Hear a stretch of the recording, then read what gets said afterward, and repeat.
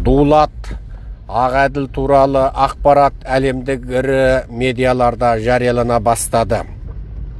Бүгін әлемге әйгілі Евразия.net.org сайтында Дулат Ағаділдің тұтқиыл қазасы туралы алғашқы мақаладар жарияланып үлгерді. Мақаланың авторы Крис Рикелтон. Нағыз атажұрт еріктілерін ежелден оқып жүретін азаматтар бұл Крис Рикелтон бауырымыздың кім екендігін біледі. Атақты Сайрагул Сауытбай оқиғасын әлемге алғаш болып жариялаған Крис Рикелтонның әр мақаласын 300-400 веб-сайттың бөліскенін білсек, және осы нағыз атажұрт еріктілер қамдаған ақпараттарды батыс әлеміне танытудан Крис Рикелтон ағалап алда тұр деп айтуға болады. Крис Рикелтон бүгінде осы Дулат Ағаділ туралы ең алғашқы мақаланы Колумбия университетінің зерттеу веб-сайты Евразия.net.org-де жариялады. Казахстан.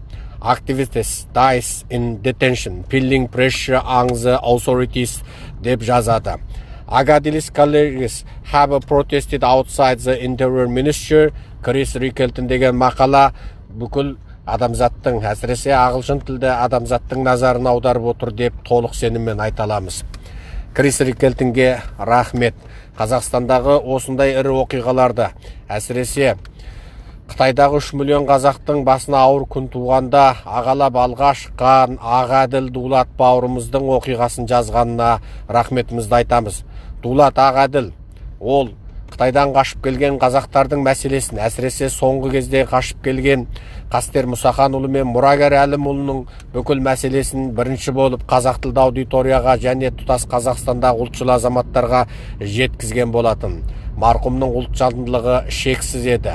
Ал соңғы кезде атажұрт еріктілерінің басына ауыр күн туып, оның басшысы болған мен, Серікжан Біләшұлы, барымталанып Астанаға әкелінгенде, менің басыма сондай бір ауыр қыстау күн туып, әлеуметтік араздықты қоздырды немесе жихадқа шақырды деген жаламенен 10 жылға сотталып кету қаупі төніп тұрғанда Дулат Ағаділ сан мәрте менің сотыма келіп қатысқан болатын.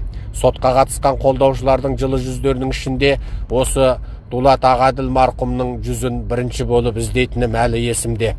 Сол бейнесіменен, сол өңіменен менің назарымда мәңгіге қалған Дулат Ағаділ міне тұтқиыл қазаменен бізден айырылды. Біз шарасыз айырылып отырмыз қазақтың арыстай азаматынан. Енді осыны әлемдік ақпаратқа біздің досымыз Крис Рикелтон, атасы басқа болса да ақиқат жолында тізе қосып күрескен әділетшіл азамат Крис Рикелтон біздің нағыз атажұрт еріктілерінің қаншама ақпаратын әлемге жеткізуде өте маңызды рөл атқарса, бүгінде Дулат Ағаділдің ақпаратын әлемге тағы да жеткізді.